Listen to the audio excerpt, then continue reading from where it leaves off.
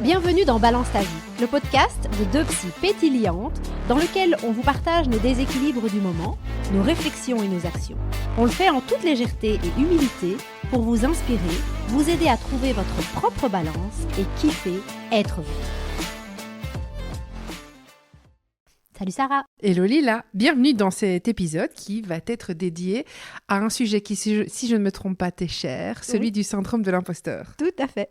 Alors c'est un sujet qui effectivement me tient très fort à cœur et il y a beaucoup de personnes qui disent avoir ce syndrome ou qui consultent, souvent on consulte plutôt des coachs pour justement vaincre ce syndrome de l'imposteur. Alors dans cet épisode, moi je tiens vraiment à ce que on aborde ce sujet pour mieux le comprendre, pour mieux le définir, pour mieux le cerner. Et tu dis dans cet épisode parce qu'on a prévu d'en faire plusieurs. Oui, exactement. Et donc, l'objectif du premier épisode, c'est de comprendre ce qu'on met derrière syndrome de l'imposteur pour pouvoir identifier ce qu'il y a derrière et donc se reconnaître, en fait, si on pense avoir ce syndrome et si on souffre de choses sur lesquelles on n'arrive pas à mettre de nom, mais ça aidera à mieux se comprendre. Et quand on comprend mieux de quoi on est fait, c'est plus facile de se défaire des choses qui nous encombrent. Nous entravent. Ouais. Donc la première bonne nouvelle, c'est que, si je comprends bien, quand on est, si on souffre de ce syndrome de l'imposteur, il y a donc des leviers d'action pour essayer d'en sortir ? Complètement, ouais. Ok, première bonne nouvelle, ça donne envie d'en savoir plus sur la suite. Ok, donc comme c'est toi qui as un peu vraiment eu la connaissance de ce sujet, en tout cas qui a pris le temps de l'approfondir et d'en apprendre plus, je vais te poser quelques questions, tu vas y répondre et on va discuter autour de ça. Ça te va ? Avec plaisir. Bon, je pense que la première question à laquelle il est important de répondre, c'est ce syndrome de l'imposteur, c'est quoi ? Comme son nom l'indique, ça parle d'un imposteur. Ouais. Est-ce que ça veut dire que c'est une tendance naturelle qu'on a à mitonner et à faire croire à tout le monde des choses ou est-ce que ce serait autre chose ? Voilà, en fait, le syndrome de l'imposteur, il y a le mot imposteur dedans, mais pas au sens de je trompe l'autre, D'accord. mais au sens de j'ai le sentiment profond de tromper l'autre. Okay. Et donc, il y a vraiment 3 constantes qui vont se retrouver chez le syndrome de l'imposteur. On va voir qu'il y a plein de façons différentes d'avoir le syndrome de l'imposteur et de l'exprimer, mais en tout cas, il y a 3 vraiment socles constants. C'est 1, le fait effectivement d'avoir l'impression de tromper l'autre, Ouais. Le fait d'avoir peur d'être démasqué, lié à cette fait qu'on trompe l'autre, et donc on a peur qu'à un moment donné, on soit démasqué. Et dernière chose, on a tendance à mal, entre guillemets, attribuer ses succès ou ses échecs. Donc si on réussit quelque chose, c'est d'office grâce à des causes externes, c'est la chance, c'est quelque chose d'externe à moi. Et puis tout ce que j'ai raté, par contre, tous les échecs que j'ai pu avoir, là je vais les garder vraiment pour moi, je vais les intégrer, c'est la preuve par A plus B que je ne mérite pas ma place, que je ne mérite pas mon succès, que c'est la preuve qu'en fait je suis un raté, un loupé, la preuve de mon imposture. Et donc, si on doit définir le syndrome de l'imposteur, c'est le sentiment profond de ne pas mériter sa place, de faire semblant et donc d'avoir quelque chose qui est lié à ce faux self, en fait, de faire semblant, mais pas vraiment d'y arriver par compétence, ou donc vraiment d'avoir une place qui nous est attribuée par erreur, par imposture. Mais donc, ça veut dire que fondamentalement, je pense que je suis quelqu'un d'incompétent, de nul, qui n'en vaut pas la peine, enfin des choses dures comme celle-là. Mais dans la vie, je réussirai quand même certaines choses puisque c'est dans ces moments-là que j'aurai l'impression, parce que les autres me disent que c'est bien, que je ne suis pas bien. J'ai pas cerné ta question. Puisque tu évoques le fait qu'on a l'impression de tromper, on a peur d'être démasqué, que quelque part, quoi que je fasse, si je le réussis, c'est grâce à autre chose que moi, et si je rate, ce n'est que la manifestation de mon incompétence. Donc je te dis, j'ai l'impression que derrière ça, ça veut dire qu'en tant qu'individu qui a ce syndrome, j'ai la croyance profonde que je ne suis pas quelqu'un de capable, que je suis quelqu'un de nul, etc., etc. Mais s'il y a des moments où j'ai l'impression de tromper l'autre, c'est que dans la vie de tous les jours, il y a des situations dans lesquelles je reçois un feedback positif ou au final, je réussis quand même des choses. Tout à fait. Alors, la plupart du temps, la personne qui a le syndrome de l'imposteur, elle réussit sur dans plein de domaines, sur plein de sujets. Ce qui est constant, c'est sa croyance qu'elle ne va pas y arriver. En fait, quand elle est, par exemple, confrontée à une nouvelle expérience, ça va générer chez elle cette peur d'être démasquée. À la fois le fait qu'elle pense qu'elle ne va pas y arriver et à la fois la peur d'être démasquée. Et donc, elle va vraiment être anxieuse. Et ça va l'amener souvent à deux types de réactions. Soit elle va procrastiner et donc reporter le plus loin possible sa mise en marche pour. Et soit elle va pré-crastiner, c'est-à-dire beaucoup travailler, beaucoup se renseigner sur un sujet pour justement pouvoir y aller. Donc beaucoup préparer la présentation qu'elle a à faire, le travail qu'elle a à faire, etc. Et puis souvent, la personne qui a ce syndrome, elle va être confrontée à des succès.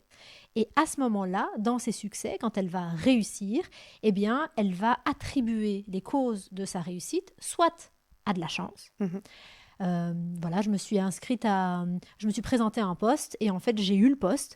C'est simplement parce que il n'y avait pas d'autres candidats que moi. Pas qu'il n'y en avait pas de meilleurs que moi, il n'y en avait pas d'autres que moi, certainement. Ou j'ai réussi un examen oral, c'est parce que j'ai tiré la bonne question, j'ai eu de la chance. La chance, ouais.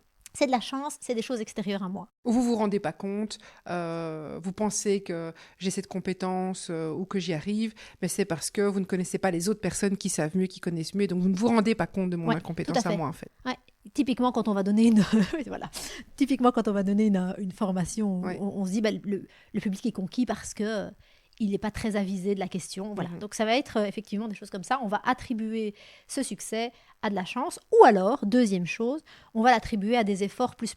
Typiquement, celui qui a préparé beaucoup, il va se dire, j'ai réussi parce que j'ai déployé énormément d'efforts, énormément d'énergie, ce qui, en fait, est la preuve même que je suis quelqu'un d'incompétent. Ça vient valider. Quelqu'un d'autre l'aurait fait les doigts dans le nez. Moi, le mal que je me suis donné est la preuve que je suis incompétent. Oui, et que j'ai dû fournir tout ce travail pour pouvoir y arriver. Oui. Et alors là, il va jamais ancrer le fait que la réussite, elle est liée à lui. Il va ancrer le fait que la réussite, elle est liée à des facteurs externes. Donc, ça va pas un succès chez quelqu'un qui a ce syndrome ne va pas lui permettre de réitérer la même expérience avec plus d'aisance, de confiance dans un autre environnement, parce que c'est des circonstances spécifiques qui font qu'il a réussi. Alors, excuse-moi, mais j'entends un paradoxe en fait dans ce que tu me dis. Ça veut dire que on a quelqu'un qui a le sentiment profond d'être un imposteur, mais qui réussit souvent. Ouais. Et donc, pourquoi est-ce que le temps passant, alors qu'il y a ces réussites visiblement qui s'installent dans le temps, ces succès, peu importe, le fait d'avoir fait des choses correctement, pourquoi est-ce que ce syndrome est plus fort que la réussite? Tu vois, qu'est-ce qui fait que on tourne comme ça en rond? Ouais, c'est vraiment ce cercle vicieux où on est incapable. Donc, on a déjà une très mauvaise estime de soi à la base. Et donc, c'est vraiment un des éléments dans l'épisode où on va s'intéresser à comment sortir de ça. On va voir un peu tous les leviers. Mais il y a cette estime de soi qui est très, très, très faible. Et puis, cette recherche.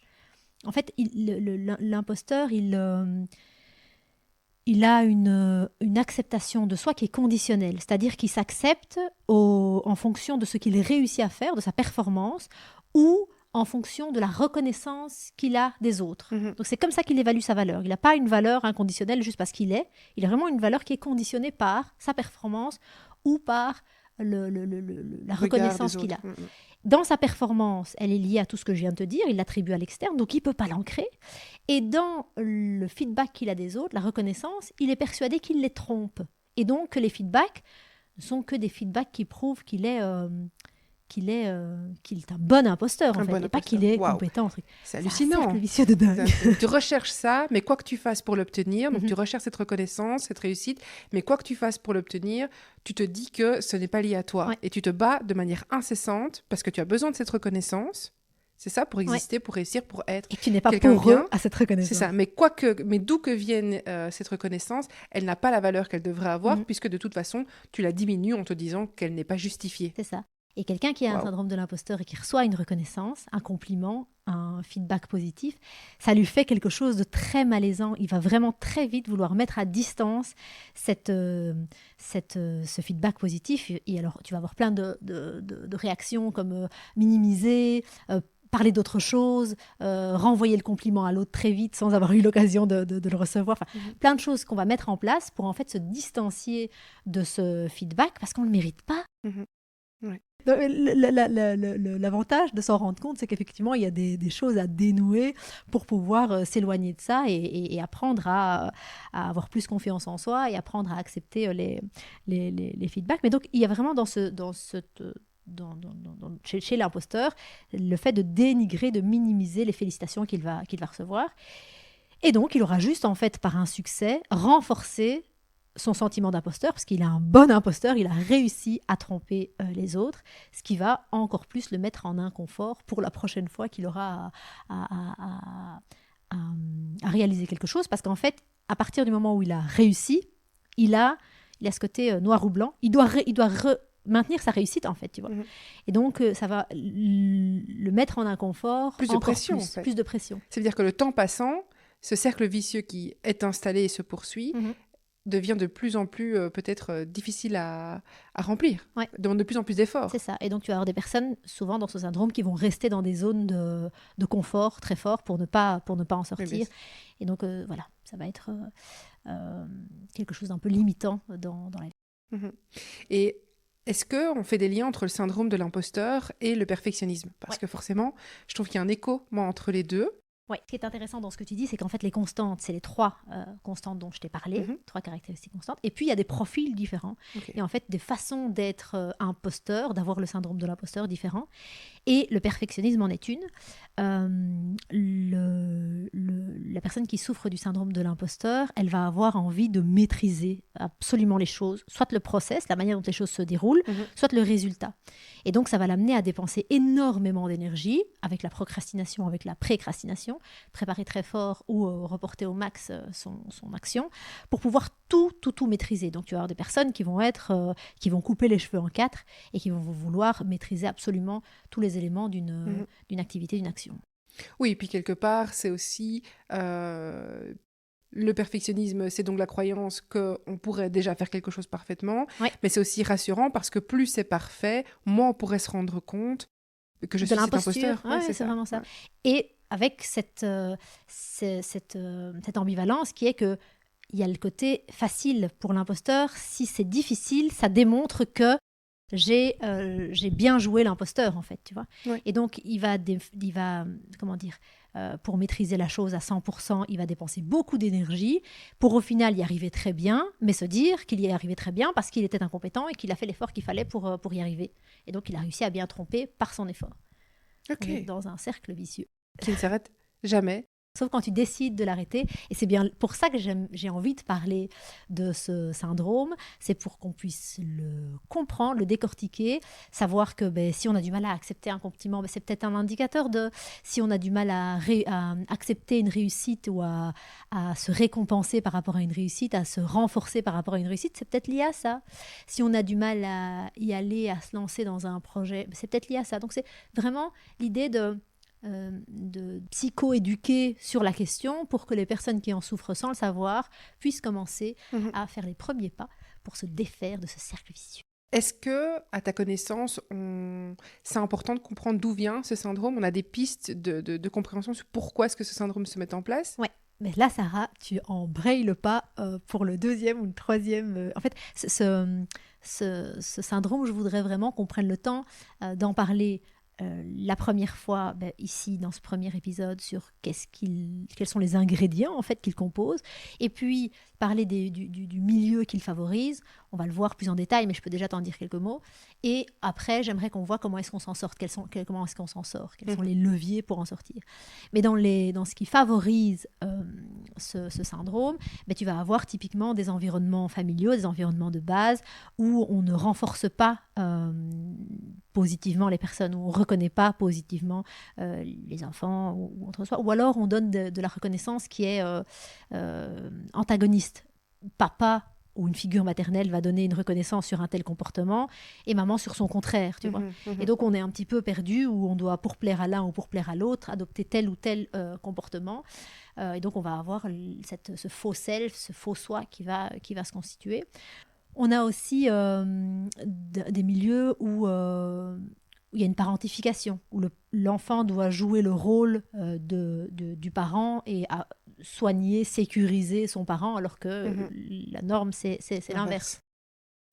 Ou encore, et ça m'a un peu plus surpris dans mes recherches sur le sujet, je ne m'attendais pas à ça, quand tu valorises fort un enfant, quand tu le mets vraiment, quand tu fais du renforcement positif, mais en fait trop, sans nuance. Quoi qu'il fasse, c'est bien, tu veux dire. C'est ça. Et donc ce côté valorisé à outrance peut aussi conduire à... Enfin, en tout cas, est un des éléments qui favorise... Sens, hein. C'est quel sens tu dis? En tout cas, quand je t'entends l'expliquer, je peux imaginer qu'en tant qu'enfant, si quoi que tu fasses, tu entends un résultat positif, sans nuance, il n'y a plus une norme qui se met, enfin tu vois, un curseur qui se met. Or, on n'est jamais tout le temps en train de tout faire tout bien. C'est ça. Et en plus, ça fait la course au perfectionnisme, à mon avis, court là derrière. Ouais, et tu ne sais pas renforcer un comportement plutôt qu'un autre. En fait, il te manque ce truc de l'ordre de l'apprentissage, de ce qui est OK et non OK, parce qu'en fait, tout est OK, tout est valorisé ou survalorisé, et donc il n'y a plus d'apprentissage, plus d'essais-erreurs. Par toi-même, c'est ça. Tu vois, ce que je ressens en tout cas, c'est si tout ce que je fais a l'air d'être bien, alors que moi, c'est pas ma perception, il y a un décalage, et donc je n'ai plus de référentiel qui me permet par la suite de me positionner, et donc à l'âge adulte, on peut imaginer facilement cet aspect du... donc ça veut dire que quoi que je reçoive, je ne peux pas y croire. Je dois le mettre en doute. Et je prends ma norme à moi. Sauf que, puisque j'entendais que tu parlais d'estime de soi, derrière ça, de confiance en soi, j'ai peut-être pas les balises qui me permettent de moi à moi d'estimer que je fais des choses bien, que je suis quelqu'un de bien. Exactement. Et donc ce cercle vicieux s'engage. Ouais. Donc voilà, tu vas avoir dans l'environnement, au niveau des attitudes, au niveau de la sécurité de base, du lien, etc., des éléments qui vont favoriser l'émergence du syndrome de l'imposteur. Et ce qui est intéressant, pourquoi c'est intéressant de le savoir, de mon point de vue en tout cas, pourquoi c'est intéressant de connaître ces ingrédients, c'est pour soi-même ne pas les ressemer par ailleurs, tu vois. Bien sûr. L'idée de revenir en arrière, c'est plutôt de soi à soi pour déconstruire et pour actualiser un petit peu actualiser un petit peu son soi, être ici et maintenant ce qu'on a envie d'être. Mais l'idée de comprendre d'où ça vient, ça permet aussi de ne pas continuer de semer ce type de graines. Oui, et de donner du sens aussi à ce qu'on peut ressentir aujourd'hui. Exactement. Ouais. Donc voilà pour ce syndrome de l'imposteur. Je ne sais pas s'il y a d'autres choses que tu as envie de questionner. Tu m'en as déjà dit beaucoup. C'était déjà très intéressant. Mais écoute, ce qui m'intéresserait peut-être, c'est de savoir quelles sont les conséquences, en tout cas, qu'on peut percevoir. Là, on imagine bien que c'est pas très agréable, mais est-ce que ça a des conséquences dans la vie des personnes qui ont ce syndrome? Oui, ça a certainement des conséquences. D'abord, comme tu dis, d'incongruence de soi à soi, d'inconfort de soi à soi, un sentiment qu'il y a quelque chose... D'incongruence. Ouais, t'es pas congruent entre ce que tu voudrais être et ce que t'es, ce que tu reçois comme compliment et ce que tu crois, le résultat auquel tu arrives et ce que tu penses vraiment mériter. Donc il y a cette tension en fait forte et donc cet inconfort, cette perte d'énergie qui est là. Tu as aussi, par rapport au besoin de reconnaissance, qui est un besoin fondamental, cette incapacité à recevoir les retours positifs, c'est en fait une incapacité à se faire du bien, à se nourrir d'un besoin fondamental. Donc ça met vraiment... À apprécier, quelque part, ce qu'on a fait, ce qu'on est. C'est dur. Ouais. Tu vas avoir des personnes qui vont s'auto-saboter aussi. Et donc, pour pouvoir valider la croyance qu'elles ont d'elles, elles vont être dans de l'auto-sabotage, ce faux self dont je te parlais, où il y a effectivement, on fait semblant, où on fait ce qu'il faut pour tromper l'autre. Donc c'est une tension constante, un inconfort constant. Ça va être une des conséquences. On va aussi avoir justement dans cette même lignée un manque d'affirmation de soi. Parce que l'idée, c'est de plaire, de s'adapter à l'environnement. Nous, on est de toute façon pas OK, pas bon, bizarre, étrange, etc. Et donc, on va dire ce qu'il faut, faire ce qu'il faut pour rentrer dans un moule ou dans un environnement ou répondre à ce qu'on pense être attendu de nous. Ce qui fait qu'il y a un manque d'affirmation de soi, ce qui va conduire à des relations qui sont des relations plutôt superficielles, à peu de relations profondes, vraies, en fait. Oui, et c'est une des causes du manque d'authenticité, en fait. Oui, tout à fait. Et en même temps, être authentique, ça doit être ultra risqué. C'est ça, être authentique, c'est risquer d'être démasqué et risquer qu'on mette en lumière toute son incompétence et toute son imposture. Oui, et risquer de ne pas être assez, de ne pas être assez bien, puisque derrière ça, moi j'entends une estime de soi qui n'est pas bonne. Donc si je te montre qui je suis vraiment, tu vas me démasquer et tu vas voir à quel point n'en vaut pas la peine. Exactement, ouais. C'est ça. Ouais. Alors, ça va aussi être un inconfort parce que généralement, quand on vise un objectif ou quand on a un projet où l'objectif c'est du succès, c'est de réussir.